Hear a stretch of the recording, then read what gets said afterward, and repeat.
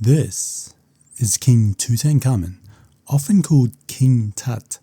He is someone you've probably seen even if you don't know much about him. He is one of the most famous pharaohs of ancient Egypt, whose discovery dramatically changed what we know about ancient Egypt. But why exactly is he so known? What did he do? What of his reign? And who exactly is King Tutankhamun? So, King Tutankhamun was born around the year 1341 BC. He was the son of Akhenaten, a pharaoh known for changing Egypt's religion by worshipping only one god, Aten, the sun disk.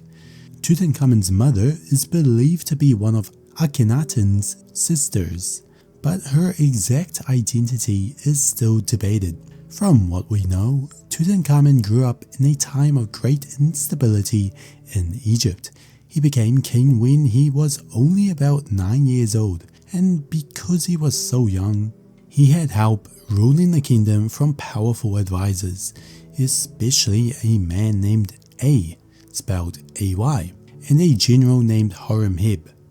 Even though he was just a child, Tutankhamun had the title of pharaoh and was treated as a living god, like all Egyptian kings.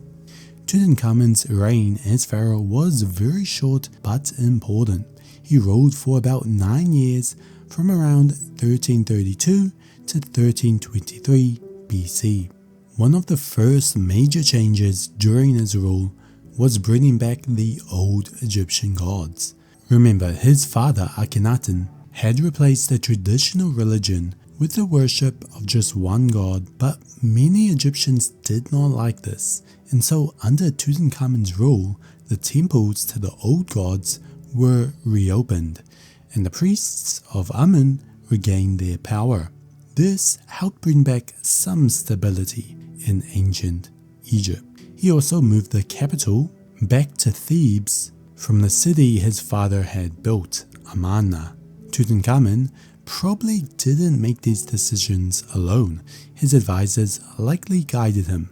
Now, there are not many records of big wars or construction projects from his reign, which is one reason he wasn't very famous in the ancient times. Still, his rule helped return Egypt to its traditional ways, and that mattered quite a bit to the people of his time. But he did not live long. In fact, Tutankhamun died when he was only about 18 or 19 years old. The cause of his death is still debated by some experts and has led to much speculation. For example, some believed he died from an accident, like a chariot crash, while others think that he may have had a disease, such as malaria. Studies of his mummy have shown that he had several health problems, including a broken leg and curved spine. These health issues may have played a role in his early death. After his death, Tutankhamun was buried quickly. His tomb was smaller than those of other pharaohs, which does suggest it was not originally built for him. His death also led to a sudden change in power. He had no children, and so there was no direct heir to the throne. And so A, who was his close advisor, as mentioned before, took over as the next ruler. Over time, Tutankhamun's name was mostly forgotten, until his tomb was discovered many centuries later. In 1922, British archaeologist Howard Carter made one of the most important discoveries in history. He found the tomb of Tutankhamun in the Valley of Kings in Egypt. What made this discovery so special was that the tomb was almost completely untouched. Unlike most tombs which had been looted over time, King Tut's tomb was extremely well preserved and filled with treasures, including jewelry, statues, and even the famous golden mask. Now, news of this discovery shocked the world. It gave people a rare look into ancient Egyptian life that was so well preserved. The tomb had over 5,000 items, each telling a story about the young king's life and the world he lived in. The golden mask, in particular, has become a symbol of ancient Egypt and is still one of the most well-known artifacts today.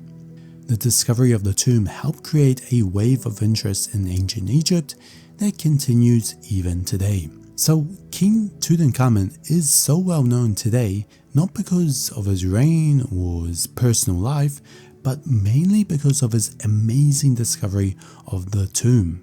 His reign was, again, short and not full of big achievements, but finding his tomb in such perfect condition made him one of the most famous pharaohs in history.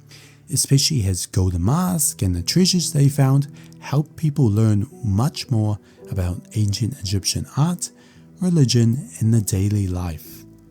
Also, the story of the tomb's discovery added to the excitement.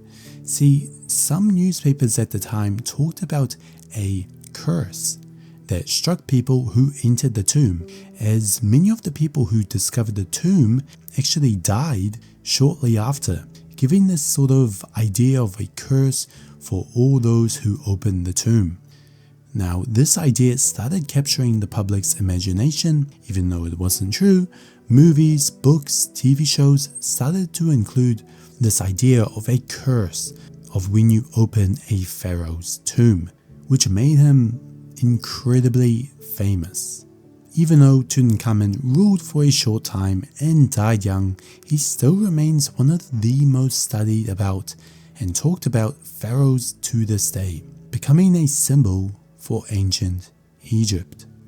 So that is the story of King Tutankhamun. If you enjoyed this video, then be sure to give it a like, comment, subscribe, and I'll see you next time.